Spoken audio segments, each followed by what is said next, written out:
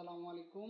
আমি মোহাম্মদ মহসিন মিয়া। আমি হচ্ছে আজকে ডেভিয়েশন এবং চেঞ্জ কন্ট্রোলের বেসিক ডিফারেন্স তো এই সম্পর্কে আলোচনা করব। তো ডেভিয়েশন হচ্ছে আনপ্ল্যানেড ডিপারচার। ডেভিয়েশন হচ্ছে একটা, আমি যদি ধরি একটা মেশিন হচ্ছে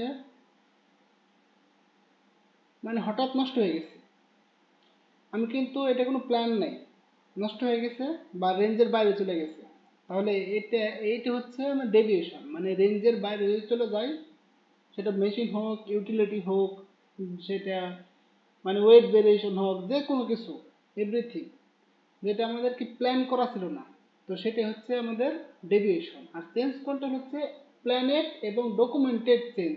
আমি আমি জানি, প্রোডাকশন জানে, কিউএ জানে, তো আমি এইটা চেঞ্জ করতেছি, ঠিক আছে, এই ম্যাটেরিয়াল চেঞ্জ করতেছি, এই মেশিন চেঞ্জ করতেছি, এই ফ্যাসিলিটি চেঞ্জ করতেছি, তো এই হচ্ছে চেঞ্জ কন্ট্রোল।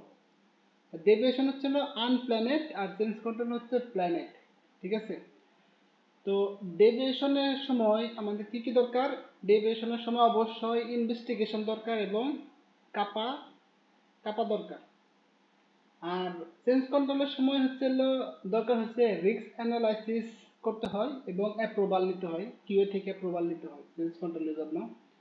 তাহলে ডেভিয়েশন হচ্ছে আনপ্ল্যানেড নিড ইনভেস্টিগেশন, আর চেঞ্জ কন্ট্রোল হচ্ছে প্ল্যানেড নিড অ্যাপ্রুভাল। তো এই হচ্ছে বেসিক ডিফারেন্স ডেভিয়েশন এবং চেঞ্জ কন্ট্রোলের মধ্যে।